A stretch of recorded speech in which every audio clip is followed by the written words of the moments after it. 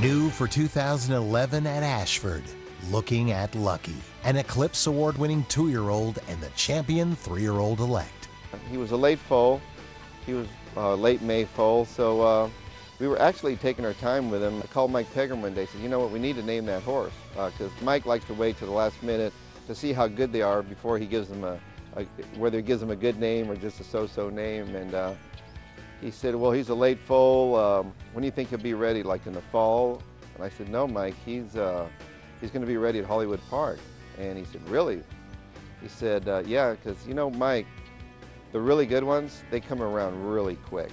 He went an 8th and 10 seconds flat at Keeneland's April 2-year-old in training sale and sold for $475,000. That was nearly 2 months before his 2nd birthday. The thing about Looking at Lucky is that every 3, 4, 5, sometimes 10 years, when I'm preparing these 2-year-olds when they're very young, one of them sort of just jumps out of the crowd, and we've had some really great horses, and he jumped out immediately. In early July, he broke his maiden on debut at Hollywood Park. Looking at Lucky now set down, and these two sprint away. Looking at Lucky outside. Sterling out, look at the rail. Looking at Lucky takes charge, and Looking at Lucky wins. It's really hard to win first out on synthetic.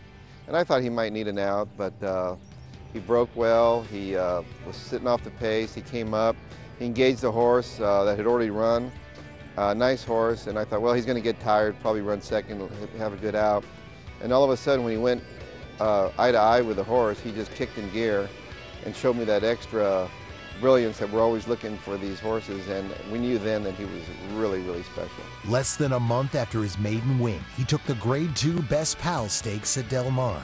Looking at Lucky's got in a pull clear late in the Best Pal, coming with a late run, make music for me, but Looking at Lucky's won at 3 parts of a length. The second out is a telltale of a horse, because usually I've had him win really impressively. Second out, they sort of, you know, they take a step backwards, but he moved forward in the Best Pal Stakes, won that race. We came into futurity. He drew the 1 hole.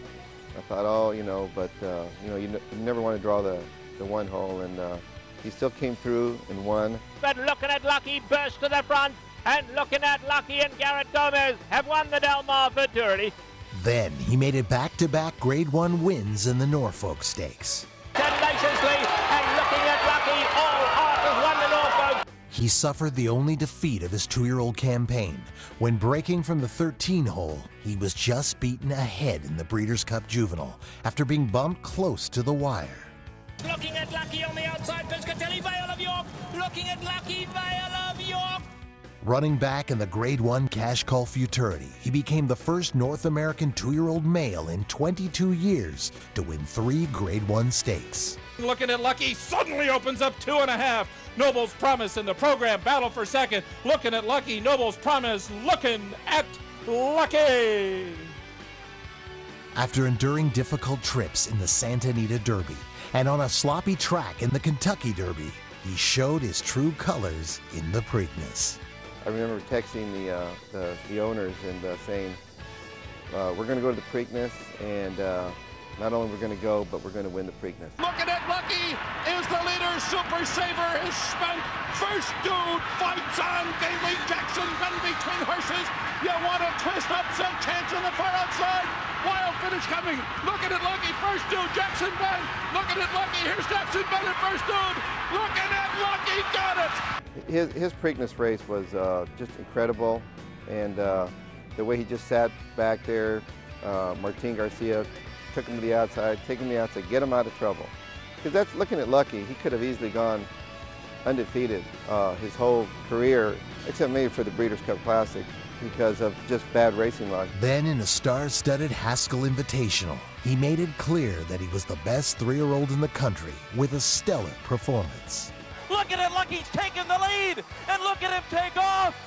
Looking at Lucky's got a 4-length lead at the 16th pole. And looking at Lucky and Martin Garcia romping the Haskell. I was Looking at Lucky's coming out party the Haskell, because he just he threw it in gear and just took off and ran away from a really nice group of horses, and I think that's what really stamped him as the superstar that he is. I've been really fortunate to have some really good horses, but he was sort of different than the rest of them because this is the first good horse I've ever had that had an outstanding pedigree, you know, and so I've had some really good ones, but none which had the pedigree that this horse had, and I think that's why he was going to get better because of the pedigree as he got older. By leading stallion Smart Strike, Looking at Lucky is bred on a similar Mr. Prospector Danzig cross to Distorted Humor. Well, the thing about Looking at Lucky, I think the Smart Strike has been, you know, had such a great, phenomenal years, you know, with Curlin and all these good horses. And the bottom side, he had the Danzig, which gave him the, I think the Danzig gives him that when he throws it into gear, he can get to good horses really quick. Could have run on all three surfaces, and only the really, really good horses can do that. Virtually unbeatable at 2, awesome at 3, Looking at Lucky, the ultimate racehorse, the ultimate stallion prospect.